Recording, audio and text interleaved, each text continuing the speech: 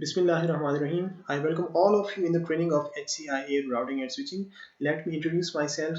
My name is Sayyid Kaisar Ali Shah. I am certified instructor of HCIA routing and switching. I have certification of career certification of HCIA routing and switching. I have career certification of HCIA security as well. I am doing PhD computer science in computer science from UET Texla. I am a research associate over there as well. Before PhD, I have done MS in Information Technology from NUST SEEKS, that is in Islamabad, Pakistan. Before MSIT, I have done MSc in Computer Science from Institute of Management Sciences, Peshawar, and Alhamdulillah, I am gold medalist of MSc Computer Science.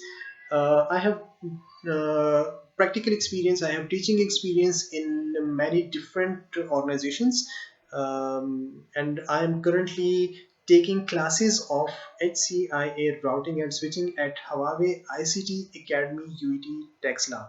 So that was my introduction और details आपको मैं इस course की जो है वो lecture zero में जो हमारा लेक्चर ज़ीरो है उसमें मैं आपको इसकी डिटेल्स जो है वो बता चुका हूँ.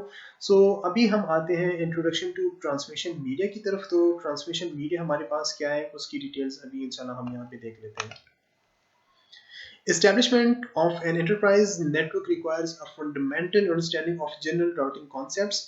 These concepts include knowledge of what defines a network as well as the general standards of technology and physical components that are used to establish enterprise network. An understanding of the underlying network communications and the impact that such behavior has on the network is also paramount to ensuring performance effective implementation. तो हमारे पास जो communication है, जो network है, अगर हमने communication करनी है तो कम्युनिकेशन के लिए हमारे पास एक मीडियम का होना जो है बहुत ज़रूरी है. और जब तक हमारे पास कम्युनिकेशन मीडियम मौजूद ना हो तो नेटवर्क में या कहीं पे भी हम आपस में कम्युनिकेट नहीं कर सकते. तो कम्युनिकेशन के लिए हमारे पास कुछ प्रोटोकॉल्स की भी ज़रूरत होती है. प्रोटोकॉल्स हमारे पास जो है वो सेट ऑफ रूल्स होते हैं जो कि कम्युनिकेशन में हमें हेल्प देते हैं, जिसकी बेसिस पे हम आपस में कम्युनिकेट करते हैं. तो ट्रांसमिशन मीडिया की हमारे पास डिफरेंट टाइप्स हैं. उनकी टाइप्स हमारे पास जो है वो आगे देखते हैं. Upon completion of this section you will be able to explain what constitutes a network, identify the basic concepts of a network, describe the primary mechanisms for communication over a network. Simple point two point Ethernet network में हमारे पास दो and station होंगे और उनके दरमियान में हमारे पास एक कम्युनिकेशन, एक फिजिकल मीडियम होना चाहिए. और उसके अलावा हमारे पास प्रोटोकॉल होने चाहिए कि जिन प्रोटोकॉल्स की बेसिस पे इस मीडियम पे जो डाटा हम ट्रांसमिट करें वो दोनों सिस्टम्स आपस में एक दूसरे को अंडरस्टैंड कर सकें. प्रोटोकॉल की मैं आपको एक जनरल, एक प्रैक्टिकल एग्जांपल बताता हूँ. फॉर एग्जांपल मैं जो है वो पठान हूँ. अब अगर मैं आप लोगों के साथ पश्तो में बोलने लगा और आप लोगों को पश्तो की समझ नहीं है तो फिर आप लोग मेरे से कम्युनिकेट नहीं कर सकते.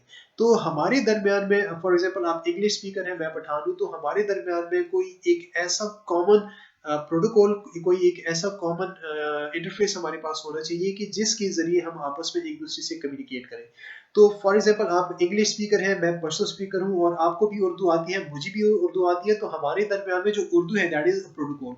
तो आप उर्दू में बोलेंगे, मैं उर्दू में बोलूंगा, आप समझ सकते हैं, हम आपस में एक दूसरे के साथ इंटरेक्ट कर सकते हैं. तो एक सिंपल नेटवर्क के लिए हमारे पास जो है वो एंड स्टेशंस होनी चाहिए, दो एंड स्टेशंस, और उनके दरमियान में हमारे पास फिजिकल मीडियम होना चाहिए. Networks are comprised of at least two end stations and a medium over which data can be carried. सबसे पहली जो हमारे पास मीडियम की टाइप है, जो मीडियम हमारे पास बेसिकली दो तरह के होते हैं. एक हमारे पास है गाइडेड मीडियम और एक हमारे पास है अनगाइडेड मीडियम. तो जो गाइडेड मीडियम हमारे पास है वो बेसिकली वायर्ड कनेक्शंस होती है और अनगाइडेड हमारे पास वायरलेस कनेक्शंस होती हैं. फिलहाल हम यहाँ पे गाइडेड मीडियम को थोड़ा सा डिस्कस करते हैं. तो गाइडेड मीडियम हमारे पास है, जो सबसे पहली केबल हमारे पास है दैट इज कोएक्सियल केबल.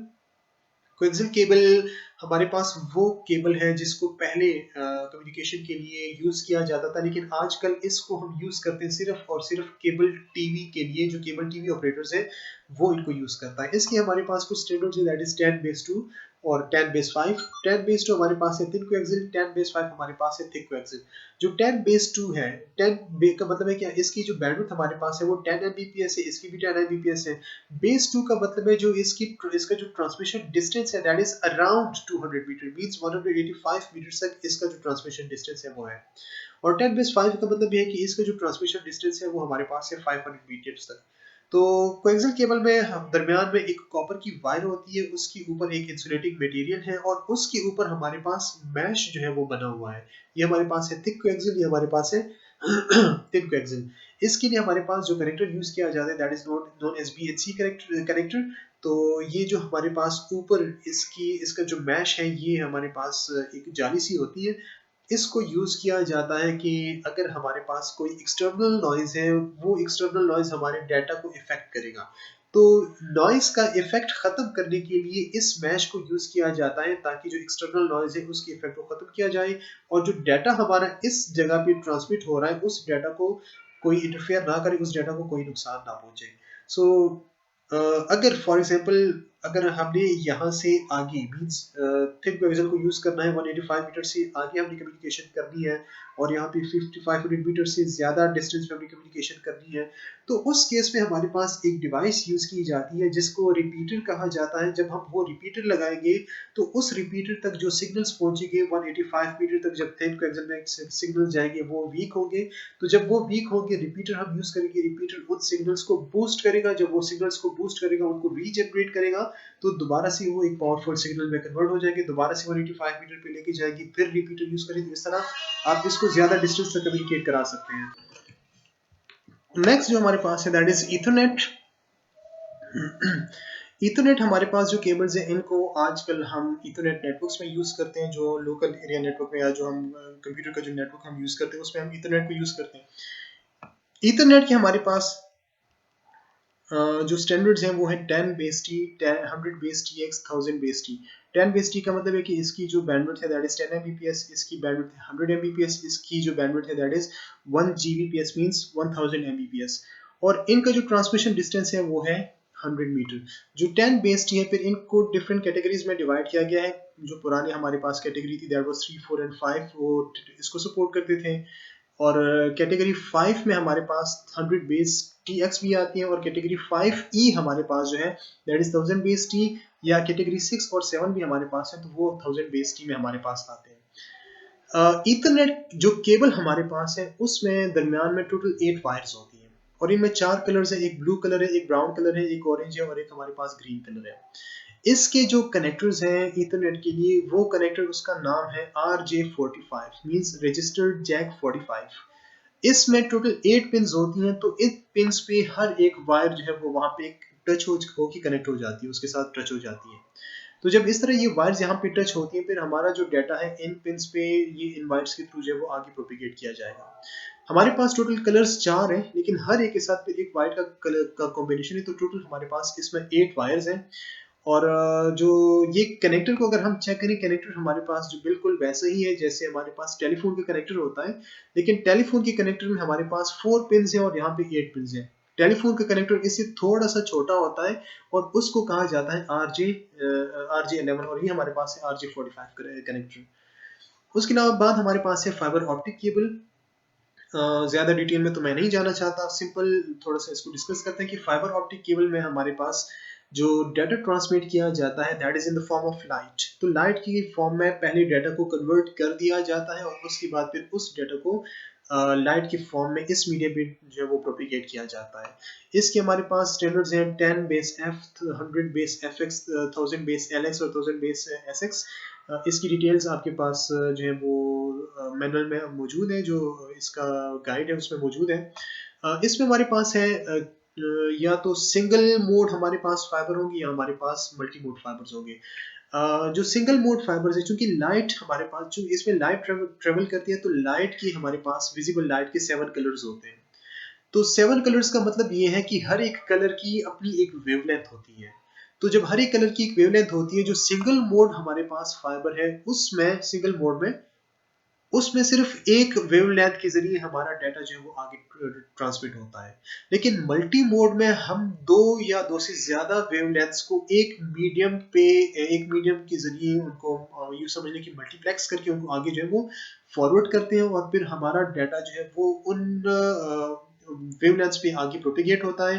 क्योंकि हमारे पास हर एक की वेवलेंथ जो है वो अलग अलग होती है, हर एक की फ्रीक्वेंसी अलग अलग हमारे पास होती है, तो वो आपस में एक दूसरे के साथ इंटरफेयर नहीं करते। और मल्टी मोड में कंपैरेटिवली सिंगल मोड हम ज्यादा डाटा जो है वो फॉरवर्ड कर सकते हैं, उसकी हमें बैंडविड्थ है वो अच्छी बैंडविड्थ मिलती है। अच्छा, चूंकि इसमें डाटा लाइट के फॉर्म में ट्रेवल किया जाता है, अब लाइट की प्रॉपर्टी ये है कि लाइट हमेशा ही स्ट्रेट लाइन में ट्रेवल करती है। लेकिन चूंकि ये हमारे पास जो प्रैक्टिकली पॉसिबल नहीं है कि हम इस मीडियम को बिल्कुल स्ट्रेट जो है वो बिछा दें, तो इसके लिए फिर क्या किया गया है कि इसका ये जो हमारे पास फाइबर ऑप्टिक केबल है, ये एक हॉलो ट्यूब की तरह हमारे पास होती है, और इसके ऊपर सिलिकॉन मटेरियल लगा होता है। सिलिकॉन क्या करता है कि जब उस पर लाइट पड़ती है तो वो लाइट को रिफ्लेक्ट करता है। बाकी रिफ्लेक्शन और रिफ्रैक्शन फिनोमेना में मैं ज्यादा डिटेल में नहीं जाना चाहता। तो जब इस पे उस पे लाइट पड़ती है तो वो लाइट रिफ्लेक्ट होगी, वो उसी मीडियम के अंदर ही वो लाइट ट्रेवल करती है। तो जब उस मीडियम पे लाइट ट्रेवल करती है तो from source to destination reflection phenomena के जरिए जो लाइट है वो फ्रॉम सोर्स टू डेस्टिनेशन वो पहुंच जाती है। ये हमारे पास इसके कैरेक्टर्स हैं। और ये एक बात याद रखें कि जब हम इस केबल को बिछाएंगे तो वो केबल हमारे पास जब हम उसको बैंड करेंगे तो बैंडिंग का एक खास एंगल होता है। ऐसा नहीं कि आप उसको कंप्लीटली बैंड करें, क्योंकि जब हम कंप्लीटली बैंड करेंगे तो वो जो रिफ्लेक्शन का फिनोमेना है वो फिर डिस्टर्ब होता है। तो रिफ्लेक्शन हमारे पास जो है वो रिफ्लेक्शन का जो एंगल है वो हमारे पास बेहतर है कि 45 डिग्री से हमारे पास वो जो एंगल है वो एंगल हमारे पास 45 डिग्री से जो है वो कम हो। एंगल के हवाले से फिलहाल मैं ज़्यादा डिटेल में नहीं जाना चाहता कि फॉर एग्जांपल अगर वो 90 डिग्री पर हो तो वो फिर एक ही जगह पे उसकी रिफ्लेक्शन होती रहेगी। और अगर उसमें जो एंगल है, सॉरी, एंगल जो है इसका 90 डिग्री से जो इसका एंगल ज़्यादा होना चाहिए। रिफ्लेक्शन का जो एंगल है वो 90 डिग्री से आपके पास ज़्यादा होना चाहिए। सीरियल हमारे पास एक थर्ड टाइप की मीडियम है जिसमें जिसकी स्टैंडर्ड्स है RS232 और RS422। इसकी जो स्पीड है वो 20,000 बिट्स पर सेकंड या 1 Mbps तक इसकी स्पीड है। हमारे पास ये पुरानी एक टेक्नोलॉजी है, लेगेसी टेक्नोलॉजी है, लेकिन आजकल इसका जो एडवांस वर्जन है that is in the form of USB। इसमें जो डाटा ट्रांसमिट होता था वो बिट बाय बिट इसमें डाटा ट्रांसमिट होता था। जो सीरियल आपके पास है RS232, इसमें 20,000 बिट्स पर सेकंड से लेके 1 Mbps बिट्स पर सेकंड तक इसमें डाटा ट्रांसमिट होता था। और इस स्टैंडर्ड में जो दूसरा स्टैंडर्ड है 100 kbps से लेके 10 Mbps तक आप इसमें डाटा जो है वो ट्रांसमिट कर सकते हैं। सीरियल को पहले यूज किया जाता था कम्युनिकेशन के लिए। इवन जो हमारी इंटरनेट की कम्युनिकेशन थी, वाइड एरिया नेटवर्क की कम्युनिकेशन, उसमें भी सीरियल को यूज किया जाता था। और पहले हमारे पास जो कीबोर्ड्स थे, जो माउस थे, वहां पे भी इसको सीरियल में यूज किया जाता था। तो कम्युनिकेशन के लिए पहले सीरियल को यूज किया जाता था, लेकिन आजकल हमारे पास इसके लिए जो है वो जो डिवाइसेस हैं, जो पेरिफेरल डिवाइसेस हम कंप्यूटर के साथ लगाते हैं, वहां पे हम USB को यूज करते हैं। और जो वाइड एरिया नेटवर्क है इंटरनेट की कम्युनिकेशन के लिए आजकल ईथरनेट को यूज किया जाता है या गीगाबिट ईथरनेट को यूज किया जाता है। Signal encoding mechanism, signal patterns used for interpretation of communication. Encoding is used to synchronize transmission. जो सिग्नल्स का पैटर्न्स है उसको कम्युनिकेशन के लिए हम यूज करते हैं ताकि कम्युनिकेशन के पैटर्न की हमें समझ आ जाए। और उसमें ये कि जब हम इनकोडिंग करेंगे तो इनकोडिंग में हमारे पास सिंक्रोनाइजेशन आती है कि डिवाइसेस आपस में एक दूसरे के साथ सिंक्रोनाइज होंगे, ताकि जब वो सिंक्रोनाइज होंगे तो वो करेक्टली डाटा को जो है वो जब रिसीव करेगा तो करेक्टली वो उस डाटा को एक्सेप्ट करेगा, और जो डाटा फॉर एग्जांपल सेंडर ने भेजा हो वो उसी डाटा को इंटरप्रेट करेगा कि यही डाटा है। और अगर जो सिंक्रोनाइजेशन ना हो, डिवाइस फास्ट हो, तो जो डेस्टिनेशन है वो स्लोअर है, तो वो जब इंटरप्रिटेशन करेगा तो उस इंटरप्रिटेशन में वो क्या करेगा कि फॉर एग्जांपल फास्ट डिवाइस ने 2 बिट्स भेजी और वो जो स्लोअर डिवाइस है वो उस टाइम पे सिर्फ और सिर्फ 1 बिट ही रिसीव करेगा। या ये भी पॉसिबिलिटी है कि एक स्लोअर डिवाइस जो है वो फास्टर डिवाइस से कम्युनिकेट कर रहा है, तो स्लोअर डिवाइस ने 2 बिट्स भेजी, तो फास्टर जो डिवाइस है अगर वो उसको गलत इंटरप्रेट करेगा तो उसने उन 2 बिट्स में उतने टाइम में 6 या 8 या उससे ज्यादा बिट जो है वो रिसीव कर लिए। तो इस तरह हमारे पास जो कम्युनिकेशन है वो फिर सफर हो जाती है। इसीलिए हमारे पास सोर्स और डेस्टिनेशन के दरमियान में भी अगर एक फास्ट डिवाइस है और एक स्लोअर डिवाइस है तो उन दोनों के दरमियान में सिंक्रोनाइजेशन होनी चाहिए, ताकि जिस स्पीड से सेंडर डाटा ट्रांसमिट कर रहा है उसी स्पीड से जो रिसीवर है वो उस डाटा को रिसीव करके उसको जो है वो डिकोड करे। कोलिजन डोमेन्स का मतलब ये है कि हमारे पास एक ऐसा एरिया, एक शेयर्ड एरिया जहाँ पे कोलिजन अकर होने की चांसेस हो। जैसे हमारे पास यहाँ पे एक बस टोपोलॉजी है जिसमें जो डाटा है अगर ये डाटा भेजेगा वो भी इस शेयर्ड मीडियम से जाएगा, तो जो भी स्टेशन डाटा भेजेगा वो इसी शेयर्ड मीडियम से जाएगा। अब फॉर एग्जांपल एक ही टाइम पे इसी भी डाटा ट्रांसमिशन स्टार्ट की और इसी टाइम पे इसने भी डाटा ट्रांसमिशन स्टार्ट की, तो जब दोनों ने डाटा ट्रांसमिशन स्टार्ट की दोनों का जो डाटा है वो आपस में कोलाइड करेगा, तो किसी का भी डाटा जो है वो डेस्टिनेशन पे नहीं पहुंचेगा। तो कोलिजन डोमेन हमारे पास जो है वो शेयर्ड मीडियम पे होती है। कोलिजन के लिए हमारे पास एक मैकेनिज्म यूज किया जाता है that is known as CSMA, carrier sense multiple access. Means पहले कैरियर को सेंस करो, अगर कैरियर फ्री है तो ट्रांसमिशन करो, अदरवाइज कैरियर बिजी है तो ट्रांसमिशन अपनी जो है वो डिले कर दो। CSMA के दो मैकेनिज्म्स हैं, एक है CSMA CA और एक हमारे पास है CSMA CD। CSMA CD का मतलब है carrier sense multiple access collision detection और CSMA CA का मतलब है carrier sense multiple access collision avoidance. जो डिटेक्शन हमारे पास है, डिटेक्शन का फिनोमेना वो हमारे पास यूज किया जाता है इन वायर्ड एरिया नेटवर्क्स, और जो कोलिजन अवॉइडेंस है वो फिनोमेना यूज किया जाता है इन वायरलेस नेटवर्क्स। तो वायर्ड नेटवर्क में डिटेक्शन को इसीलिए यूज किया जाता है क्योंकि हमें पता है कि हमारा डाटा यहाँ से ट्रांसमिट हो रहा है, तो हम उस केबल को, उस मीडियम को हम सेंस कर सकते हैं। लेकिन वायरलेस में कोलिजन अवॉइडेंस का मतलब ये है कि वहां पे हम कोलिजन को डिटेक्ट नहीं कर सकते। हमारी कोशिश होगी कि कोलिजन को अवॉइड किया जाए, कोलिजन अगर ही ना हो। क्यों? क्योंकि फॉर एग्जांपल अगर हम वायरलेस कम्युनिकेशन कर रहे हैं तो वायरलेस कम्युनिकेशन में हमारा डाटा हवा के थ्रू, एयर के थ्रू जाएगा। अब एक रूम में अगर हम कम्युनिकेशन कर रहे हैं तो हमें नहीं पता कि हमारा पैकेट अब इस रूम में कहाँ कहाँ पे जो है वो घूम रहा है, तो इस तरह हम इसको डिटेक्ट नहीं कर पाते, इसीलिए हम यूज करेंगे कोलिजन अवॉइडेंस को। हमारे पास कम्युनिकेशन के बोर्ड्स है तो एक्चुअली 3 बोर्ड्स, लेकिन जो 2 बोर्ड्स है वो हम यहाँ पे नेटवर्क्स में यूज करते हैं। जो फर्स्ट बोर्ड है जो कि यहाँ पे हमारे पास नहीं है, that is simplex board. Simplex board में कम्युनिकेशन सिर्फ एक साइड से होती है। फॉर एग्जांपल जो टीवी रिसीवर हमारे पास है वो सिर्फ रिसीव कर सकता है, वो डाटा दोबारा सेंड नहीं कर सकता। तो जो टीवी सेट हमारे पास है वो है simplex mode of communication. Half duplex में कम्युनिकेशन दोनों साइड से होती है, एक डिवाइस दूसरी डिवाइस को डाटा ट्रांसमिट कर सकता है और दोनों साइड से डाटा ट्रांसमिशन होती है। लेकिन हाफ डुप्लेक्स में सिर्फ एक साइड से एक टाइम पे डाटा ट्रांसमिशन होगी। अगर हम इसकी प्रैक्टिकली से एग्जांपल लें तो जो वॉकी टॉकी है उसमें एक पुश टू टॉक का बटन होता है। जो बंदा पुश टू टॉक का बटन प्रेस करता है वो फिर सिर्फ बोलेगा, फिर उसको आवाज सुनाई नहीं देगी, तो दूसरा बंदा सुनेगा। जब इसने अपनी बात कंप्लीट की ये फिर उस बटन को रिलीज करेगा, फिर दूसरा बंदा बटन प्रेस करेगा, फिर वो बोलेगा और ये सुनेगा। तो एक टाइम पे सिर्फ एक बंदा कम्युनिकेट कर सकता है।